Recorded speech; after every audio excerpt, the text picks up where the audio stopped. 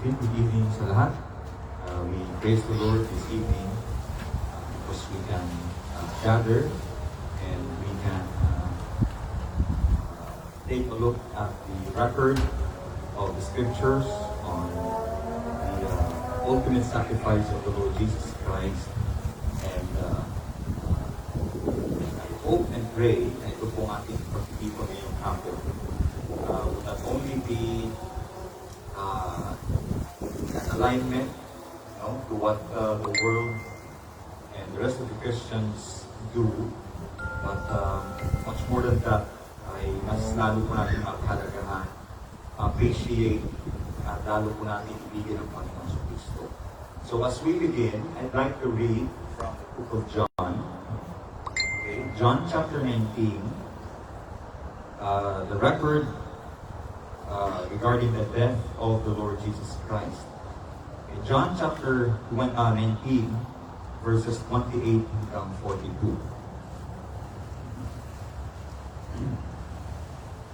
Ang sabi po dito, after this, Jesus, knowing that all things were now accomplished, that the scripture might be fulfilled, saith, I thirst. Now there was set a vessel full of vinegar, and they filled a sponge with vinegar, and put it upon hyssop, and put it to his mouth. When Jesus therefore had received the vinegar, he said, It is finished. And he bowed his head and gave up the ghost. The Jews therefore, because it was the preparation that the body should not remain upon the cross on the Sabbath day, for that Sabbath day was an high day, besought Pilate that their legs might be broken, that they might be taken away. Then came the soldiers and brake the legs of the first and of the other, which was crucified with him. But when they came to Jesus and saw that he was dead already, they brake not his legs. But one of the soldiers with a spear pierced his side, and forthwith came there out blood and water. And he that saw it bare record, and his record is true, and he knoweth that he saith true, that he might believe. For these things were done, that the scripture should be fulfilled, a bone of him should not be broken. And again another scripture saith, they shall look on him whom they pierced. And after this, Joseph of Arimathea, being a disciple of Jesus, but secretly, for fear of the Jews, besought Pilate that he might take away the body of Jesus. And Pilate gave him leave.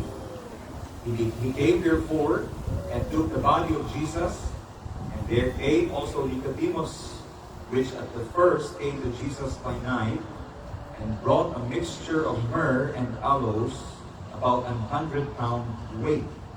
Then took they the body of Jesus, and wounded in linen clothes with the spices, as the manner of the Jews is to bury.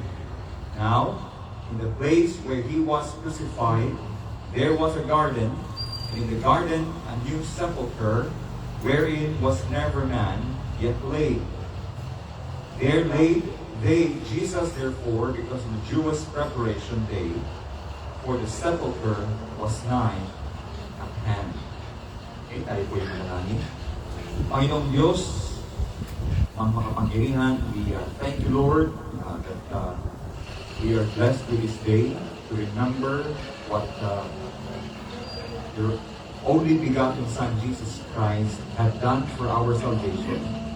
How that He offered His life for our sins, and how that He came out victorious over the curse of the law and over the curse of sin. And ngayong hapon, Panginoon, it is our prayer that you bless us with the truth through your messengers, and that you bless us, O Lord, that we may understand the truth of our salvation. In Jesus' name we pray. Amen.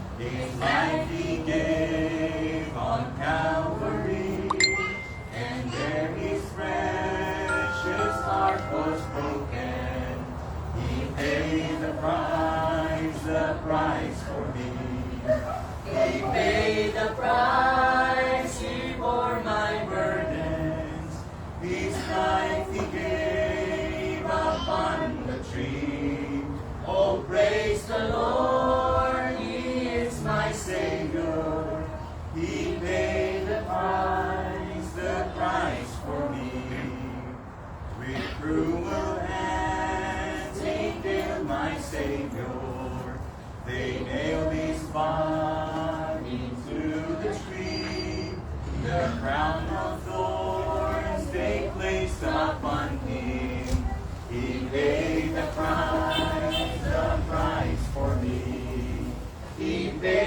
the price, He bore my burdens.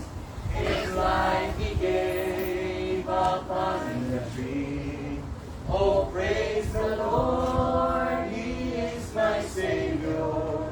He paid the price for me. Oh, how could I forget this Savior who gave Himself to set me free? I wish that I might better know Him and know He paid the price for me. He paid the price, He bore my burdens. His life He gave upon the tree. Oh, praise the Lord, He is my Savior. He paid the price for me.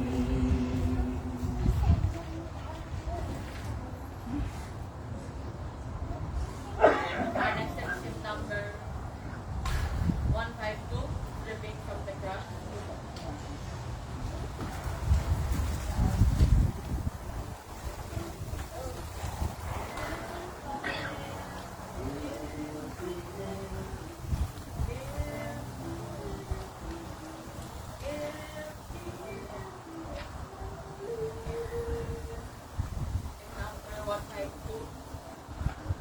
Number 152, Dripping from the Cross. Right now. Till He nailed His holy name, Jesus for the Lord. There was blood with holy pain, dripping from the cross. All because He loved us so, He sustained the crimson flow. Keep my heart fixed on Thy woe, dripping from the cross. Jesus, Thou hast loved us so, though we be so gross. Saved us by the living flow, dripping from the cross. All because He loved us so, He sustained the crimson flow. Keep my heart fixed on Thy woe, dripping from the cross. Sick and faint, my soul deceived, poisoned by sin's wrath. But relief came by the stream, dripping from the cross. All because He loved us so, He sustained the crimson flow. Keep my heart fixed on Thy woe, dripping from the cross. Thoughtless that for sin I owe, counted not my loss. Grateful now to view the flow, dripping from the cross. All because He loved us so, He sustained the crimson flow. Keep my heart fixed on Thy woe, dripping from the cross.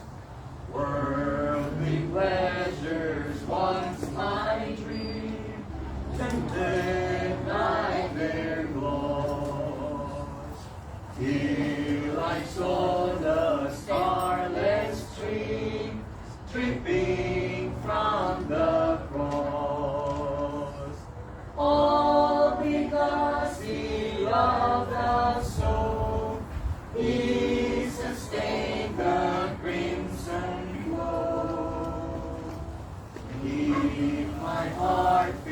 on thy home, dripping from the cross.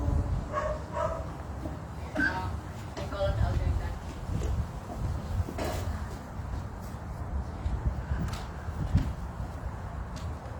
Okay. So if our understanding is correct by this time, uh, the body of Jesus Christ is already wrapped and nasa loob na po ng libingan. No? Kasi nga, in preparation of the Sabbath for the Jews, which is the seventh day, it starts at 6 in the afternoon ng Friday.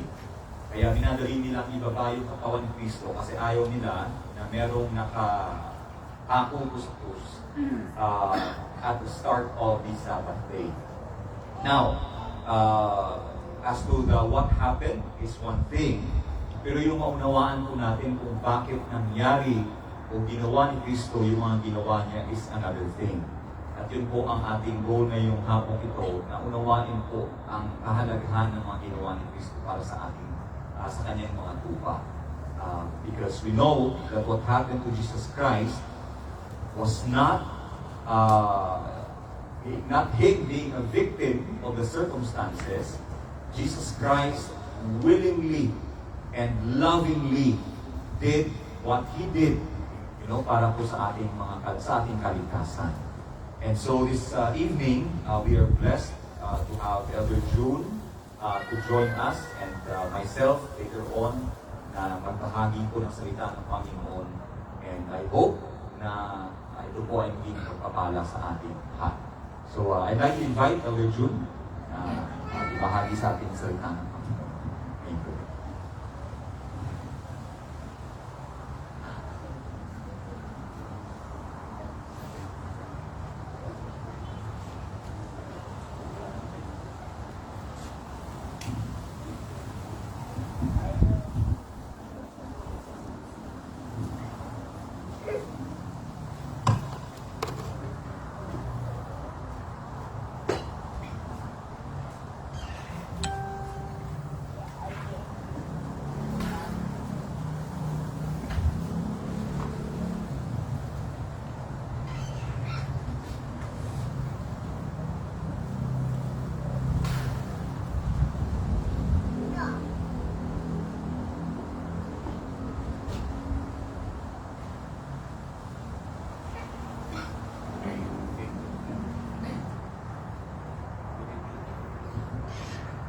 Loso.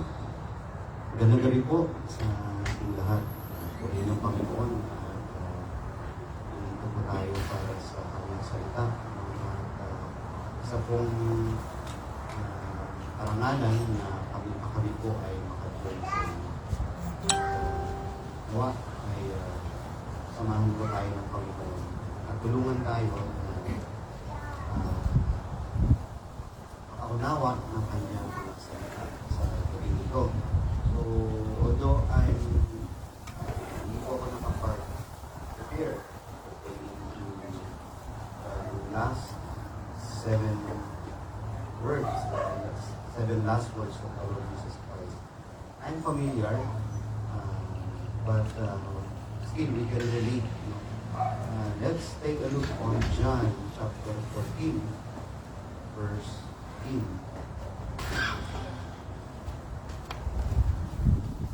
John 14.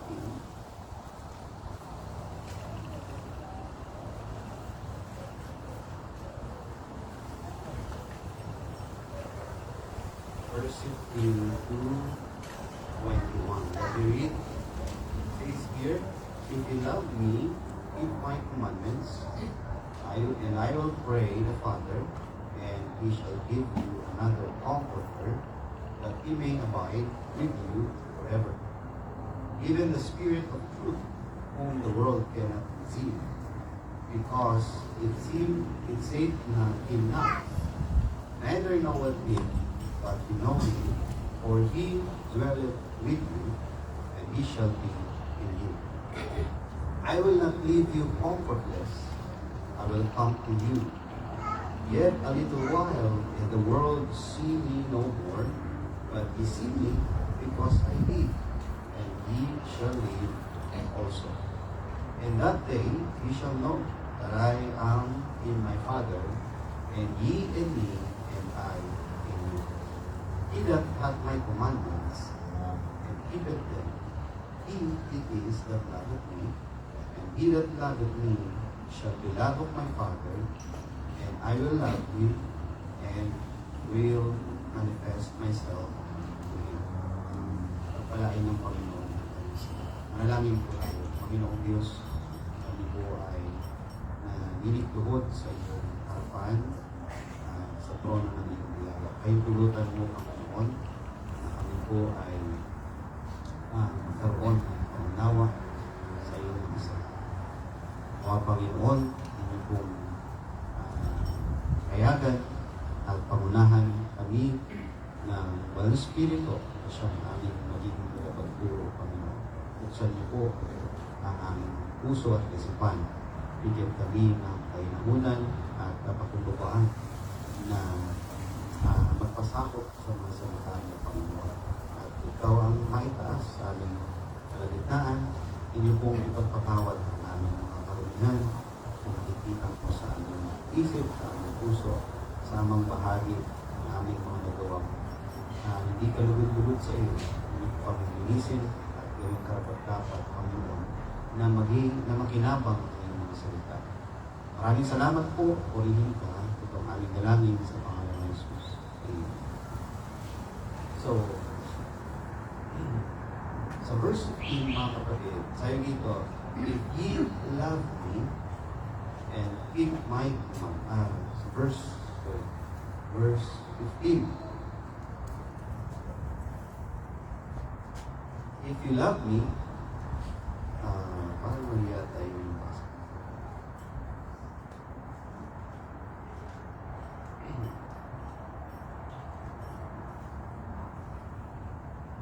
So, sabi dito, if you love me, keep my commandments.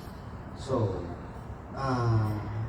dito po, may kita po natin na ang Panginoong Kristo ay nagsasabi na ang kanyang basihan ng isang tao na may pag-ibig sa kanya ay condition, binigyan niya ng kondisyon na may pagsunod sa kanyang mga salita.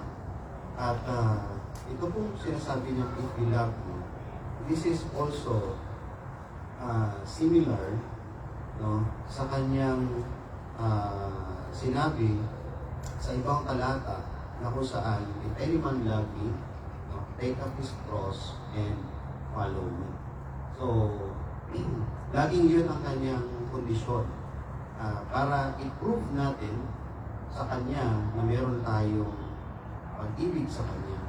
Alam naman ang Panginoon, kahit hindi natin gawin yun, nakikita niya yung ating damdamin, nakikita niya yung naman ng isip natin, ang mga gawa natin, even our convictions, alam ng Panginoon. But then, bakit kailangan nating mag-manifest sa ating mga gawa, sa ating buhay, na makita yung mga bagay na in-expect niya. So, ito ay para bigyan tayo ng responsibility o bigyan tayo ng accountability bilang mga anak ng Panginoon. So, we can see here that Christ's invitation of bearing His cross. Kasi dito, as I said, yung similar text, yung talata na yun.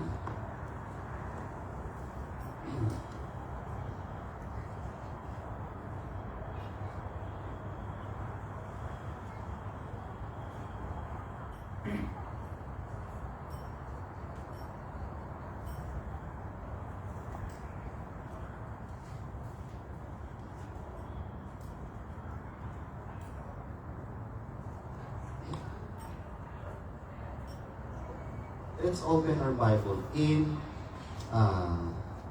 Matthew chapter 16. Matthew 16, verse 24.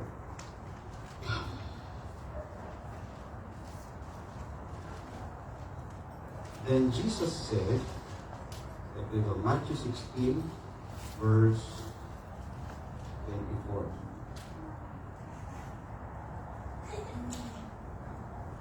Sabi po dito,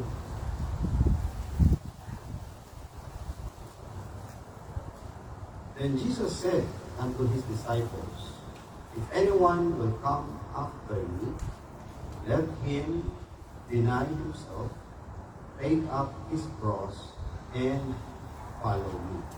So, the same words, the same condition na makikita natin dito sa John chapter 14 na if anyone love me, keep my commandments. The same way, para mapakita natin yung ating pag-ibig sa Panginoon, ay kailangan natin sundan yung kondisyon na kanyang binigay.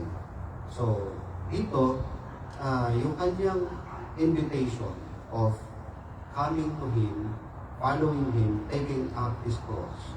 So, it exposed, kaya kasi, kahit alam niya, inibitahan niya tayo, sinasabihan niya tayo sumunod. Kasi, meron siyang gustong ipalitaw sa ating buhay. Number one, it exposes our love for Christ. Dito, bilitaw kung talagang mahal nga natin siya. Diba? So, madali kasing sabihin na mahal natin isang tao, pero kung paano natin yun ipapakita is another thing. Kasi hindi pwedeng magsisettle lang tayo sa mga sinasabi natin. And kailangan nating patunayan. And dito, we can see o ini-expose ng Panginoon paano ba natin i-prove sa Kanya na mahal natin siya. May basis ang Kanyang sinasabi. Sabi ito, if anyone love me, take up his cross. So you can see that love is the foundation in following Christ. Hindi kasi ang hirap sumunod kapag wala kang pag-ibig. Especially when He invites you to follow Him. Hindi ka naman niya pinapasunod na simple sumunod ka lang. Diba? Kung saan siya pupunta, it's not a simple following. Kasi nung sinasabi niya sumunod tayo sa Kanya, meron siyang pinapadala. There's something, there's a burden that we should bear. So, and it requires love, as our foundation in following Him. Because without love, we cannot bear that burden. Because bearing that burden requires sacrifice. So, yan po yung makikita natin sa verse 15. Sacrifice in keeping His commandments. Diba? In Matthew 22 verse 37 says, the love of the Lord, love the Lord with all your heart. So, yung invitation ng Panginoon sa atin ng pagsunod sa Kanya ay gusto niyang i-expose yung ating pag-ibig sa Panginoon. Gusto niyang i-expose yung pag-ibig natin sa Kanya. Second, it exposes not only our love to Christ, but also our willingness to obey. In-expose nito yung talagang kagustuhan natin sumunod. Kasi, taking up our cross. Hindi naman sinabi ni Christ na, sumunod kayo sa akin, humayo kayo, sumunod kayo sa akin, pasanin niyo yung cross ko. No. He is telling us to bear our own cross, not the cross of Christ. So, ano ba yung mga cross natin sa buhay? So, ito yung mga nagpapabigat, naghihinder sa ating pagsunod sa Panginoon. But we have to bear it. Kailangan natin siyang pasalin para po masunod natin siya. At dito, ini-expose talaga yung kagustuhan mong sumunod sa Panginoon. So, we are aware, no? Alam natin, nabasa natin scriptures, may mga sabihin natin pelikula na may mga parang pelikulang pinakita kung paano kung napanood niyo yung Passion of Christ, di ba? So, kung paano sila kung paano nag-sacrifice o nahirapan ng Panginoon bearing the cross, di ba? And we are just we are being encouraged the same way, no? Pasanin natin ang cross natin, not the same manner nung kung paano may Christ pinasan. Diba? Not literally na kailangan pasanin natin, magpasan tayo ng literal na cross. Hindi naman yun ang sinasabi ng Panginoon. Sinasabi niya na pasanin natin yung mga kabigatan natin sa buhay habang tayo sumusunod sa Kanya. At itong invitation na ito ng Panginoon, no, for the believers to take up His cross and follow Him, it exposes our willingness to obey. No, talagang kung gusto mo talagang sumunod. So, obedience proves the sincerity of our love. Diba? So, the cross where self dies, no, and God's will prevails. So, yan yung sinasabi sa Luke chapter 14:27. No? You cannot be my disciple without bearing the cross. So, parang katulad ng mga disciples when He selected those disciples. Diba, ang gagawin ng mga 12 disciples, literally, sumunod sa Panginoon, saan siya pupunta. And sabi niya, you cannot be my disciples without bearing your cross. Hindi naman literal na susundan natin si Christ. Tapos na yung era na yun. No, it's not a literal. But it's referring to His principles, it's referring to His teachings, the truths, the example being laid na kailangan po nating isabuhay, to keep His commandments. So, madali lang sabihin yung sa buhay natin yung salita ng Panginoon. But the execution, yan yung mahirap. At require ito ng mga pasanin, sacrifice,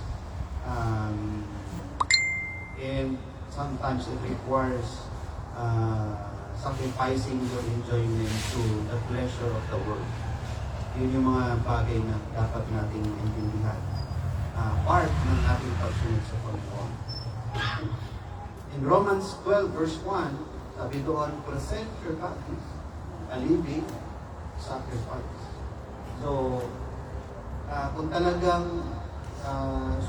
susunod ka sa Panginoon, dito lilitaw yung talagang kagustuhan mo kasi kailangan mong ipresenta, kailangan mong i-alay yung iyong katawan. Diba? Present your bodies a living sacrifice, holy and acceptable unto God. So, this invitation not only exposes our love in Christ, our willingness to obey, but also our trust to follow Him. So, i-expose din ito yung ating tiwala sa pagsunod sa Kanya. We may follow Him for a while, but to follow Him always, diba, ay yun ang isang sabihin natin na lifetime course natin sa mundo nito. Yung nanatili tayong sumunod sa Panginoon. Kasi may mga senaryo na parang gusto natin mag-back out. Mga senaryo na gusto natin na parang ang bigat para sa atin. Pero sabi nga ng Panginoon, come unto me. All you that labor and labor. For my yoke is easy and my burden is light. So, part sa pagsunod sa Panginoon ay yung tiwala mo na ang tiwala mo na alam niya lahat. Kumbaga, that He is in control of the situation. Tulad sa mga cases o sitwasyon dito, na susunod pa ba tayo sa Panginoon kapag naapektuhan na yung mobility natin, apektuhan na yung finances natin, di ba? O isinda ko ba ako? O isisave ko na lang kasi mas importante yung pagkain ko. Sinabi ko, may ilang mga kapatiran sa amin, malalayo pa, sa Cavite. So, pagpunta pa lang, gasolina, diba? Magpapatuloy ko ba tayo? Pag tumaas pa ng tumaas, yung gasolina. Kaya yung sabihin natin, hindi ka magsasakyan, sa probinsya, naalala ko kasi yung sa probinsya, para kami makapag-church. Kailangan namin maglakad ng siguro abot ng 3 hours. Ngayon siguro yung lalakarin natin distansya, hindi pa abot ng 1 hour. Pero hindi ko walang hindi maglakad kung nandito kayo sa school. Very rare yung magkaroon ng ganun connection. So, it exposes this someone or sabihin natin invitation of Christ to follow Him, to come unto Him, or if you love Him and condition siya, keeping His commandments. It exposes our trust, no? Yung tiwala natin sa Panginoon. And I believe yung mga pinagdadaanan natin sa buhay ay hindi yan pointless or baseless. That allows them in our journey of faith. Lahat siya may purpose and exposes a lot what is within us, what's our conviction to God. So following Christ requires full trust even when the path is unclear. Diba sabi niya, looking unto Christ, the author and finisher of our faith. It means that we have to fix our eyes on Him and not to the world. So, yeah. Ang dami kasing mga diversions ngayon sa panahon ngayon. While the technology is getting nag-high-tech, mas maraming diversions, maraming mga bagay na mag-lalayo sa atin sa Panginoon. And sometimes parang feeling mo traditional yata masyado ako or baka naiwanan. So, why I have to do this? Let's go to the modern way. Yan din, kung bakit tayo pwede baptized. Why we keep this way? Apply na tayo, while the others are so bongga na yung kanilang mga instruments and very attractive to many generations. But why we keep this way? So, parang naisip natin kung masyado tayong let's not trust this way. Let's trust, let's change the approach. So, ganun mga kapatid. It means we have to fix our eyes on Him. As what the Bible says, teaching them to observe all things whatsoever I have commanded. You know, ang Panginoon Kristo, hindi rin siya nag-waste, nagsayang ng panahon nung nandito siya.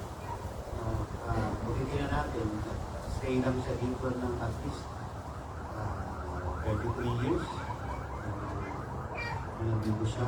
Pero lahat yun ay mayroong iniwan siyang halimbawa na dapat natin i-observe, dapat natin tingnan. Kasama na dyan yung kanyang sacrifice at the cross na kailangan po natin ipakita sa Panginoon yung yung ating gratitude that His sacrifice is meant for us.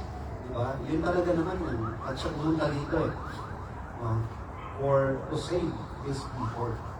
So, now, the question is not, ang question is, nakita ba natin yung invitation ng Panginoon na love me, keep my commandments, take up His cross, and follow me. So, this question is to ask you directly, no, if do you truly love Christ? Mahal ba talaga ang Panginoon?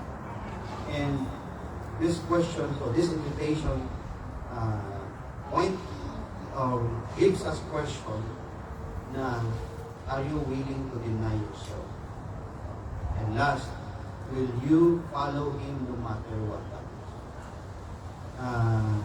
It's hard to say that I will follow Christ no matter what happens. Hindi po na, ang hirap po maging confident to say that. Dahil may mga bagay po tayo na parang hindi natin kaya. Hindi natin kayang i-take it as the cost. That includes our family, and yung iba, isipin ko lang na sabihin natin, hindi ka nakaranas ng hirap, maaluan ng buhay mo. Isipin mo lang mawala yung in-enjoy mo ngayon, parang hindi mo na kaya mabuhay. Diba? Yung iba naman, they don't care about it. We live not, yung iba, sanay sa hirap. Right? So, hindi lang problema sa iba. Pero those who are strong on this test, may be weak on this part. Especially pag sa family mo. Hindi mo kaya pag ganito. You can imagine how Job overcome o paano yung test na meron si Job. Kaya ba natin? Diba? Kasi yun ang sinasabing are you willing to overcome? Will you follow Christ no matter what happens? Pero alam niyo ang Panginoon, hindi naman siya mapaglaro. He knows what's your capacity. Hindi ka naman niya isusubo sa isang sitwasyon na hindi mo kaya. Pero always in-expect ng Panginoon, susundin mo siya and how willing you are to follow Him. So, nawa, i-reflect natin yung sarili natin that this season, well-known yan sa buong mundo na they celebrate the sacrifice, the death, and resurrection of Christ. I hope na hindi lang tayo basta mag-settle na, patay ang Panginoon ngayon, okay yung sitwasyon. Dapat, we should convert it, or we should reflect ourselves to the product or the finished work of Christ. Ano naman yung turnaround natin para sa atin? Hindi natin talaga kayang tapatan, bayaran yung ginawa. But then, the question is the same to sinasabi ko sa prophet. What shall I render unto the Lord for all His benefits towards us? Because His sacrifice at the cross is actually tayo ang beneficiary, no? Diba? And so, gratitude nawa natin na improve natin yung ating pag-ibig sa Panginoon, ang ating kagustuhang sundin siya, at pagtitiwala habang sumusunod sa Panginoon. So, the last thing is, this invitation, the invitation of Christ is open to all of the believers. Siyempre, to all of His people. Diba? But those only with genuine love, obedient hearts, and unwavering trust, will truly follow Him. So, kaya kahit na anak ka ng Panginoon, ups and down, kasi nga, marami tayong reservations. And it exposes, na-expose lahat. At nawa ay mag-glorify naman natin ang Panginoon because He really did so much for us. May the Lord bless. God bless.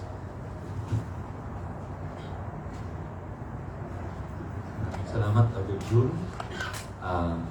It's truly a blessing, no? Na binigyan po tayo ng Panginoon ng opportunity na ipakita yung ating pag-ibig sa Kanya. With that, I'd like to call on Brother Liam to lead us sa isa pang or dalawang pang awitin.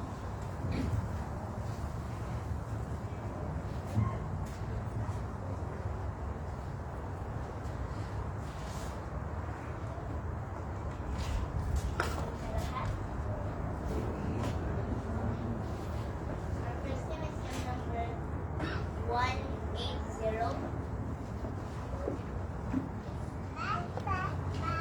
Well, Christ alone.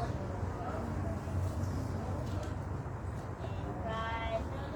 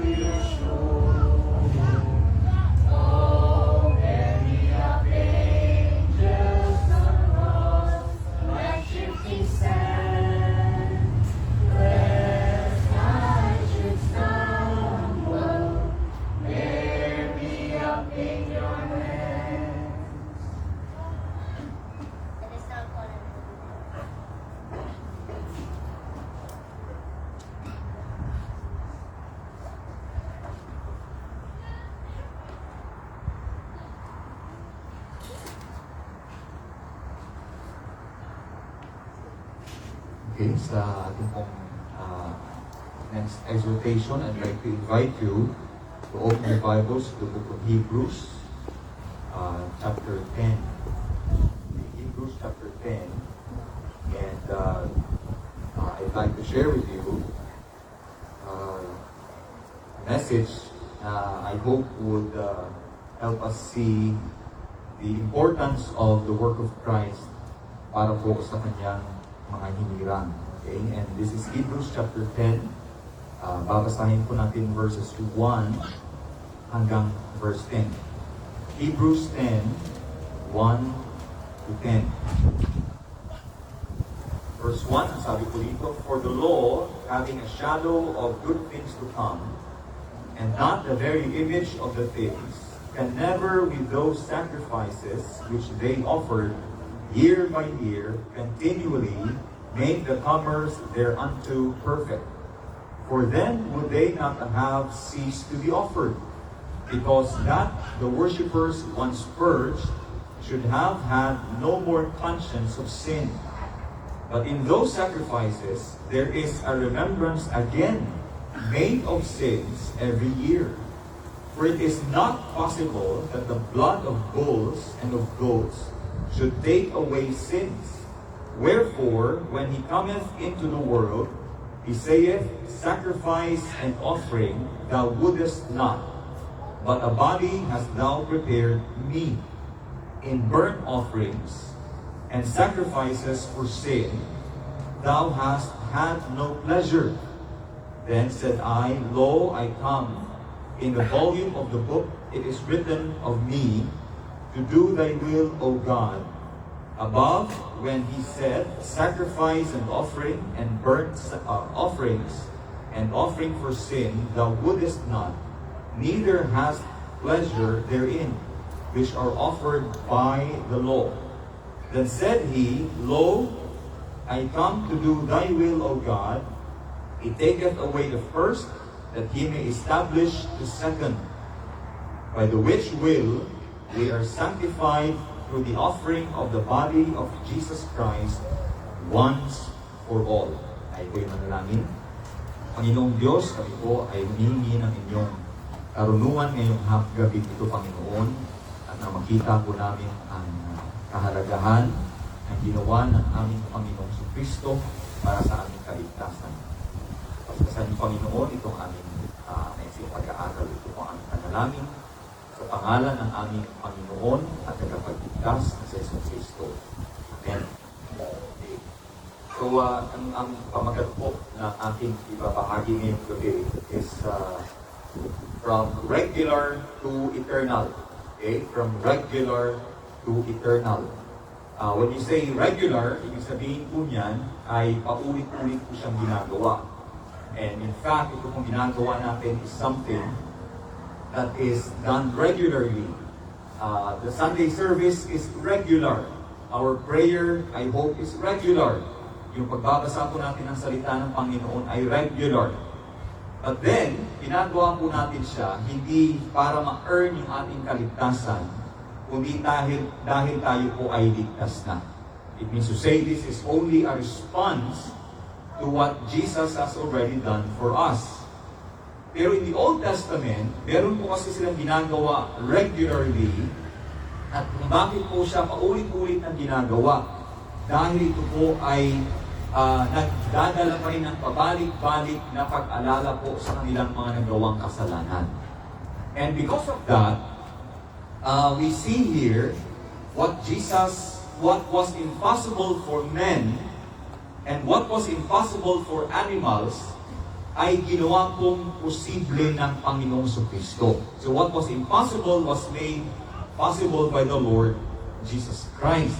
And I'd like to share with you, dito po sa binasa natin, how that the sacrificial death of Christ overcame the impossible. Okay? Kung imposible po sa tao, lalong-lalong imposible po ito para sa isang hayop. Okay?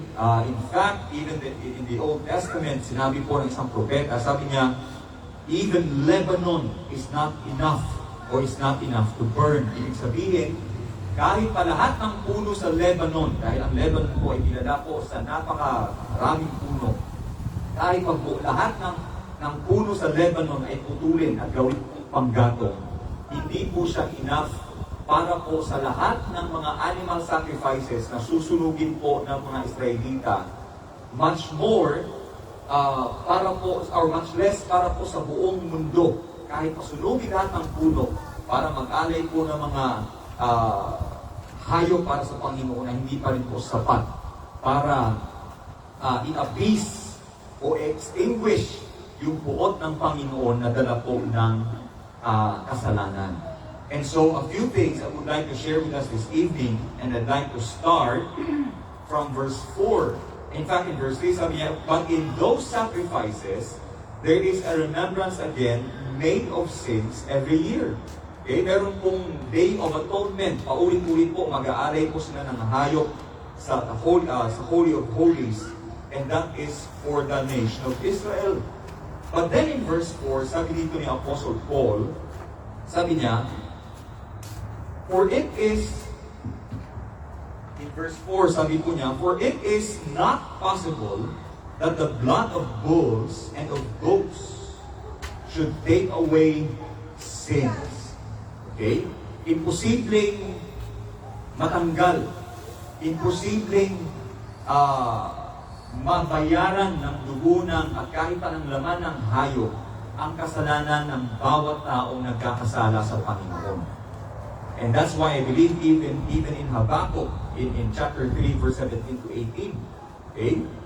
Sabi ni Habakkuk, kahit wala pa daw, sabi niya, kahit wala ng laman yung kanilang sheepfold, kahit pa wala ng mga hayop sa mga kulungan, and sabi niya, I will rejoice in the God of my salvation. Because alam ni Habakkuk na yung kanyang kaligtasan ay hindi po nakasalalay sa pag-alay ng mga hayop, kundi nakasalalay po sa awa at tabag ng Panginoon para sa kanya. And so, how that the Lord, paano po nagawa ni Jesus Christ na maging posible ang imposible? Okay? Because alam po natin, lahat ng mga alay po sa Old Testament, lahat po yan, ay nagkaroon lang naman po ng kahulugan dahil po sa Panginoong Kristo. Alam niyo ba, kahit yung mga bansa po na nakapaligid sa Israel during those times, they also had their own animal sacrifices. And remove Jesus Christ from the animal sacrifices at hindi po magkakaroon ng kabuluhan ang pag-alay ng mga hayop sa sa ating Panginoong Diyos. Okay? But when you put Christ in the animal sacrifices, saka lang po siya nagkakaroon ng kahulugan. So how did Jesus Christ make it possible? How did he overcome the impossibility? Number one, with his body. With his body. In verse 5, tingnan niyo po, sabi dyan, wherefore, when he cometh into the world, he saith, sacrifice and offering thou wouldest not. Ibig sabihin, hindi po, alam niyo bang hindi kinalulugdan ng Panginoon ang mga animal sacrifices? Hindi naman talaga yun hinahangad ng Panginoon. Kung bakit nagkakaroon lamang po ng animal sacrifices, kung bakit kailangan mag-sacrifice o mag-alay, dahil po merong pagsuway. Okay? Katulad ng sinabi ni Prophet Samuel kay Saul, sabi niya, to obey is better than to sacrifice. Kasi kung wala pong pagsuway, hindi kailangan ng pag-alay. Okay? And so sabi ni Jesus Christ, sabi niya, a body thou hast prepared for me. A body hast thou prepared for me. Now, anong meron sa katawan ni Kristo na wala po sa katawan ng hayop?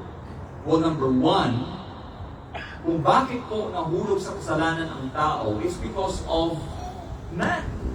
Diba? In Romans chapter 5 verse 12, for by one man sin entered into the world. Kung dahil if it's because of the disobedience of man na tayo po ay nahulog sa kasalanan, it is also by the obedience of man, who is the Lord Jesus Christ, the God-man, that we are saved from our sins. And what is not in your body, and what is not in the flesh of animals, is that the body of Christ, as spoken by the angel Gabriel to Mary, the body of Christ is a holy thing. Wala pong kabahin ng kasalanan ng katawan ni Kristo. And that is the reason why only the body of Christ is fitting and perfect for sacrifice. Okay? Hindi katawan mo, hindi katawan ko, hindi katawan ng hayop, only the body of the Lord Jesus Christ can redeem us from our sins. Number 2, in verse 6, sabi po dyan, in burnt offerings and sacrifices for sin, thou hast had no pleasure. Okay? Akala noon ng mga Israelita, dahil nga nakakapagdala sila ng hayop sa Jerusalem para sunugin sa templo, akala nila ay kinalulugdan ng Panginoon at yun. But if the Father, kung hindi po tinitingnan, if Christ the Son was not in the mind of the Father, as the animal sacrifices were burned, ay hindi po magkakaroon ng kalukuran ang Ama sa mga animal sacrifices na yun. But He was looking forward to the death of His Son. That's why He received the animal sacrifices of His people. Okay? Now, what's in the body of Christ?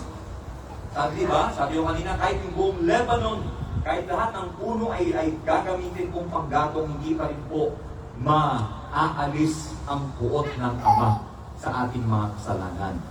But because of the sufficiency of the sacrifice of Christ, dahil nga po na-satisfy, di ba? Sa the last words, isa sa mga sinabi ni Jesus Christ ay, it is finished, tapos na. Ibig sabihin, bayad na. But with the animal sacrifices, hindi po nila pwedeng sabihin na bayad na. That's why they had to do it yearly, regularly. But with Christ, when Christ paid for our sins on the cross, it fully satisfied the wrath of the just God.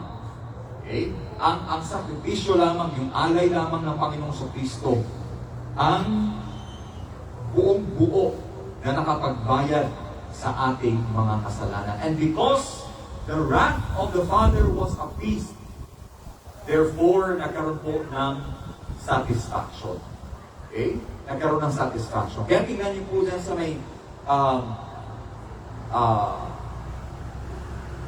verse 11, that after Jesus Christ, di ba, yung mga priests, they would stand daily, hindi po sila uupo dahil nga po hindi pa natatapos ang kanilang pag-alay. But then with Jesus Christ, what He did was that, after in verse 12, but this man, after he had offered one sacrifice for sins forever, he sat down on the right hand of God. He completely satisfied the justice and the payment that the great judge required for our sins. So His body, His sufficiency, and in verse 7, His willingness. His willingness. Then said I, which is a quotation from Psalm chapter 40, verse 6 to 8. Sabi dyan, for then said I, this is Jesus Christ saying, I come. In the volume of the book it is written of me to do Thy will, O God. Alam niyo ba, ang Panginoong Kristo ay hindi naman po napilitan. Hindi po siya kinaladkad in a sense na He was helpless. He was arrested, yes. He was betrayed, yes. He was nailed to the cross, yes. But He willingly treaded the path of, or the path of agony. Okay? Yung akala na dati minsan, sa pilitan mo pang, dapat pilitin mo pa, but with Jesus Christ, okay? He willingly offered Himself. And that was something na hindi mo matatagpuan sa hayop. Okay? Hindi mo pwedeng kausapin yung tupa na gusto mo bang ialay ang buhay mo para sa akin. Hindi mo pwede kausapin yung kambing, hindi mo pwede kausapin yung hayop. There's no willingness from animals. Whether they like it or not, they have to be prepared for 14 days. And then on the Passover, kailangan po silang katahin. And they have no choice at all because they are selected for the sacrifice. And no man is willing to offer his life for others. Especially kung nakasalalay sa kanya yung kaligtasan ng iba. Sa tingin mo ba? Sa tingin natin, knowing our imperfections, at require ka na ialay ang buhay mo para sa kaligtasan ng iba. Tapos sabi ng Diyos, ang kailangan kong sakripisyo ay yung katawan na perfecto. And knowing na yung katawan mo ay hindi naman perfecto. And knowing na kahit mamatay ka, ay hindi naman maliligtas yung pag-aalaya mo ng buhay, I don't think you would waste your life. But Christ, being the ultimate sacrifice, in verse 7, mapapansin po natin that He willingly offered Himself to do the will of God. Okay? To do the will of God. Not in fact, in Psalm chapter 14, verse 6 to 8, kung mapapansin po kung papasahin po natin, not only was Jesus Christ willing, okay? Hindi lang po na willing si Jesus Christ. In verse 6 to 7, sabi po dito, sacrifice and offering thou didst not desire, mine ears hast thou opened, burnt offering and sin offering hast thou not required. Then said I, lo, I come, in the volume of the book it is written of me. And in verse 8, sabi niya, I delight to do thy will, O my God. Yea, thy law is within my heart. Ibig sabihin, when Jesus Christ was led by the Romans to the cross of Calvary, every step that He made, bawat hakbang na ginawa ni Jesus Christ was a step of delight. Okay? Kasi alam niya yung kanyang paglalakad papuntang krus ay kinalugdan ng kanyang amang nasa langit. And he was very much willing to please His Father in heaven. That kind of willingness you will not find in animals. That kind of willingness you will not find in sinful men. Okay? Only Jesus Christ was able to do that. And lastly, in verse 8 to 9, okay, how did Jesus Christ make it possible in verse 8 to 9? Above, when He said, sacrifice and offering and burnt offerings and offering for sin thou wouldest not, neither hadst pleasure therein, which are offered by the law. Sa tingin nyo, pag meron kang inaalagaan mga hayop, ilang taong mong inalagaan yan, tapos kailangan pipili ka ng ilan dyan o ng isa dyan, tapos kakatayin lang para sunugin o para ialay sa ating mga kasalanan. Do you think lahat ng mga Israelita ay willing at tuwang-tuwa na kinakatay yung alaga nilang tupa for the Passover or for the animal sacrifices? I don't think. Yan ang kailangan nilang gawin. Parang nagbabayad ka ng ano yan eh. Yung nagre-renew ka ng business permit. Okay? Kailangan mong gawin pero hindi ka natutuwang gawin. Pero kailangan mong gawin. In the same way, they had to offer animal sacrifices because it was required by the law. But Jesus, when He offered Himself to die on the cross, it was not simply to fulfill the law, but it was an act of love. Okay? Sabi niya, greater love has no man than this, than to lay down his life for his friends. Ibig sabihin, Jesus Christ fulfilled both the law in the Old Testament, or the law of Mount Sinai, and the law of love. Okay? Yung mga animal sacrifices, it was simply to fulfill the law, in obedience to the law. Pero hindi po siya enough to demonstrate the sacrifice of love. And so because of that, Okay? Kung mapapansin nyo sa may verse 9, ang sabi po dyan, and he said, Lo, I come to do thy will, O God. He taketh away the first, that he may establish the second. Ano yung first? The first covenant, which is the covenant of works. And the second covenant is the covenant of love. Okay? Kaya nga sa New Testament, sinasabi ko lagi sa atin, whatever you do, you always do it out of love for Christ. Katulad ng inangaral ni Elder June kanina, ang sinasabi ng Panginoon Kristo, if you love me, hindi niya sinasabing, if you want to follow the laws of Moses, hindi niya sinabing ganun. If you love me, keep my commandments. It is always motivated by love. Okay? You give, you attend, you sing, you preach, you serve, whatever it is, you do it because you love the Lord Jesus Christ. Wala na pong iba. Otherwise, kung hindi po pag-ibig ang nagiging motivation natin, hindi naman kalulugdan ng Panginoon yan. Because if you do it out of mere compliance, that is out of the law, and that is the Old Testament. But when you do it out of love, you reflect what Jesus Christ did on the cross. And the Father is pleased when we reflect what His Son did out of love for Him. And in closing, ang sabi ko dito, and I believe this should end our struggle na yung iniisip natin na yung ating kaligtasan ay nasa ating mga kamay. Okay? In verse 10, sabi po dyan, by the which will we are sanctified through the offering of the body of Jesus Christ once for all. Gusto ko yung linya na yan na once for all. Ibig sabihin, it put an end to the possibility of repeating kung ano yung ginagawa sa Old Testament.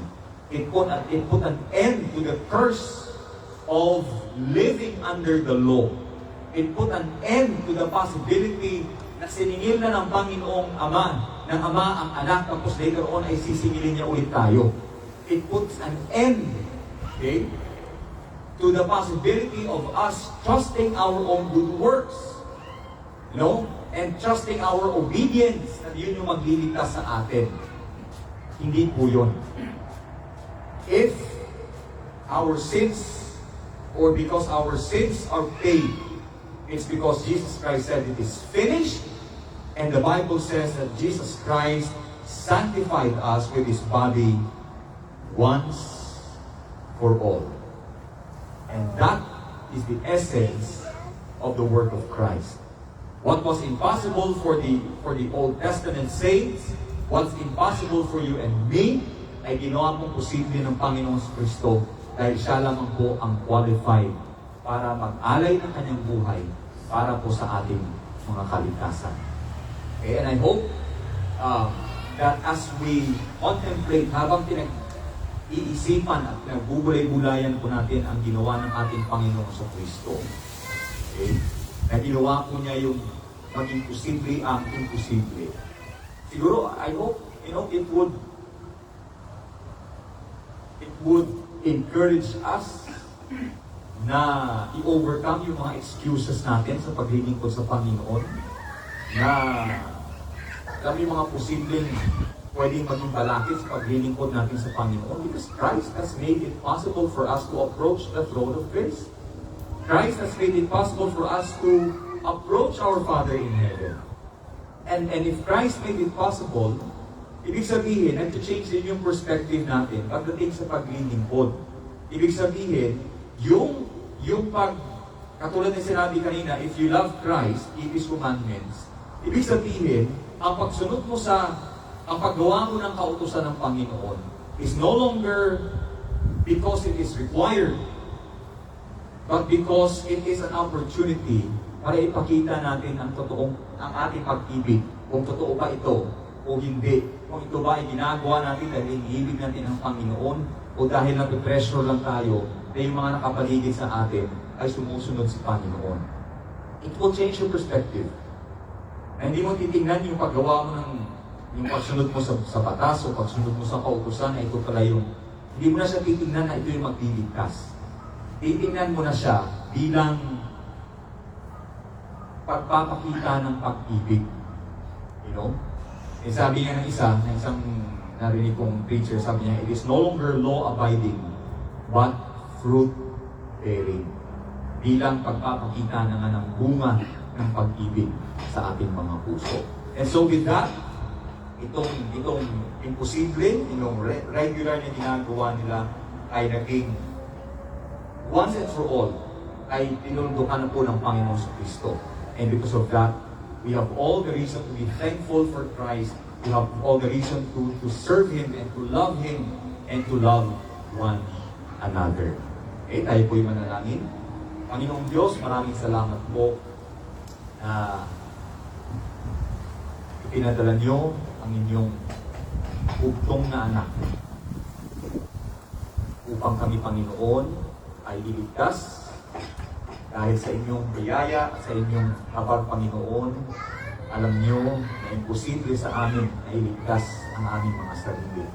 At dahil sa requirement na ito, kayo mismo ang nagpadala ng provision at nagpadala, Panginoon, ng tagapagligtas para sa aming mga kasalanan. And I hope this will revive our heart for worship, our heart for service, and our heart for fellowship. And that we would also say we'd rather have Jesus than anything else in this world. We ask for forgiveness, Panginoon, for times na hindi namin binigyan ng halaga ang ginawa ng Panginoon si Kristo para sa atin. And this evening, Lord, thank you for reminding us that we have means to show our love for Christ, and that is to obey Him. He made it possible, Lord, when it is impossible for all of us. Thank you, O Lord. In Jesus' name we thank you and we pray. Amen. Let's all stand. Waitin po natin ang ating closing hymn. The Lord bless you and keep you, and we can have our dinner fellowship after po ito. Okay? The Lord bless you and keep you. The Lord lift His countenance upon you and give you peace, and give you peace. The Lord make His face to shine upon you and be gracious unto you. Be gracious. The Lord be gracious, gracious unto you.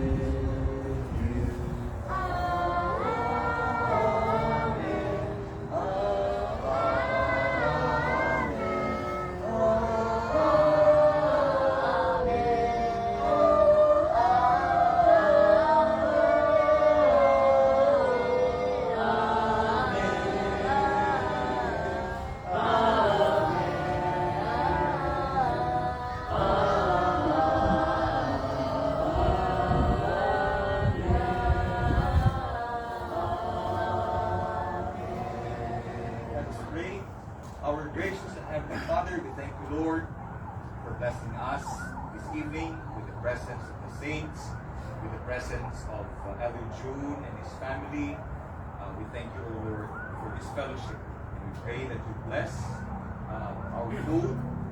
And we pray, Lord, that nawa, Panginoon, itong aming ginawa ngayong gabi ito ay pagbigay ng papuri at magbigay ng kaluwalhatian, Panginoon, sa kabilang pangalan ng aming tagapagligtas, aming Panginoon sa Kristo. Maraming salamat, Panginoon. Pagpalain niyo po ang mga natiting gawain ngayong gabi. Ito ang aming panalangin sa umpisa ng Banal na Espiritu sa pangalan ng aming Panginoon sa Kristo. Amen. May the Lord bless you. And meron po tayong dinner ngayong gabi. Okay, kung ano pong dinala nyo, yun na yun, kakainin, pagsasaluhan po natin. Okay. Okay. Request ko lang po yung men natin na ilabas na lang yung ating table no, dito sa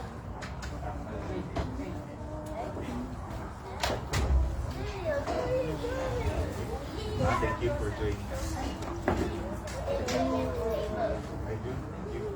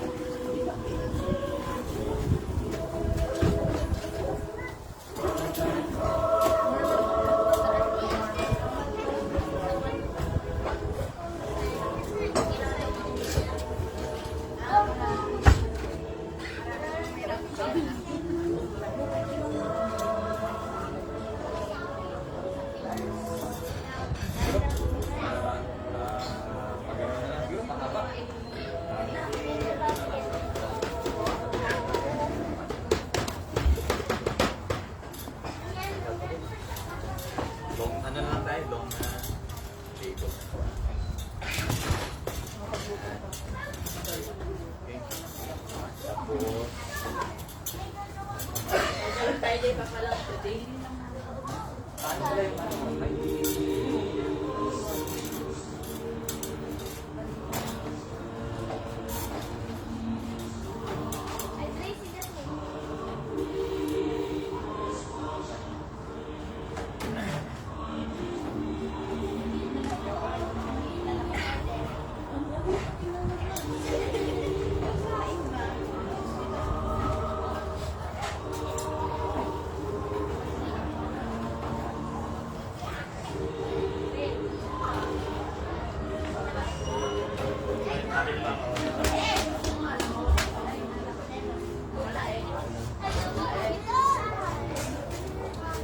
No, only outside.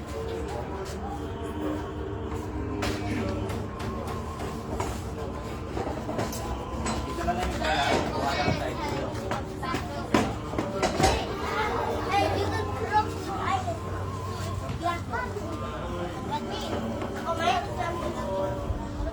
Oh, yung moon, ah. Look at the moon! You're orange! Oh! Oh, look at Oh, you're golden!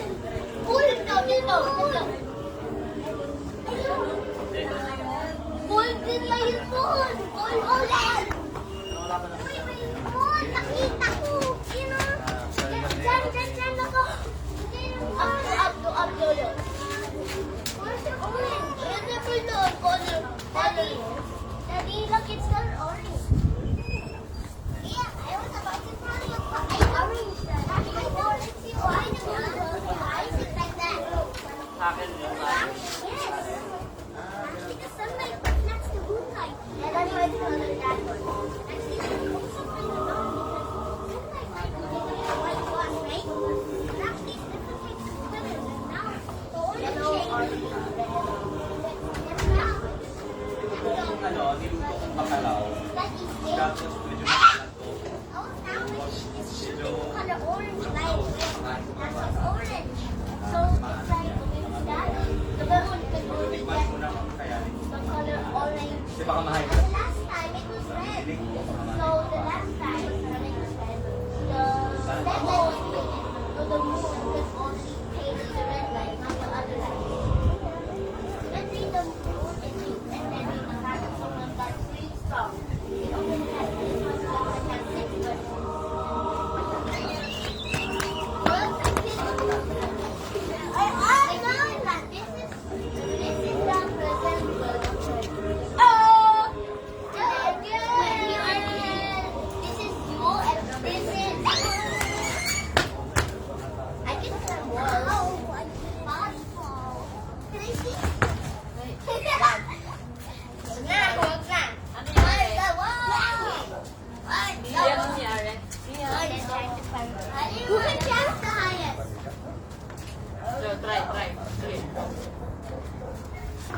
Ano tayo yun? Better. Oh! Tuturunan ko. Lagyan ko ng table.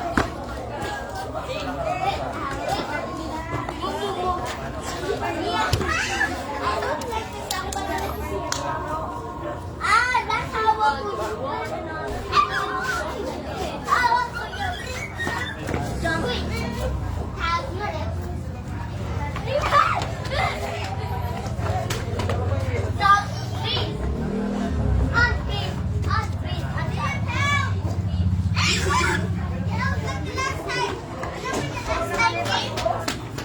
Boys, please, no running. No running. Iyan.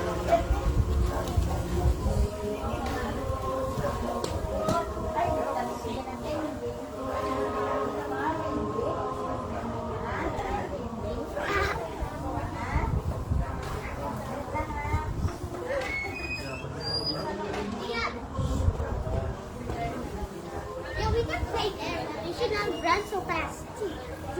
Run so fast out. Nine times and we're allowed to.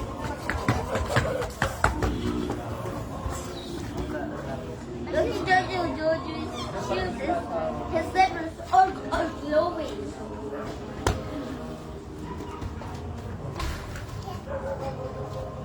And how would you do it? Yeah. Yeah, this is the yeah. Okay, I know how to attack. If you seriously watch. Watch as I do it. Oh, I just. Because I don't have any of those connectors. Well, that's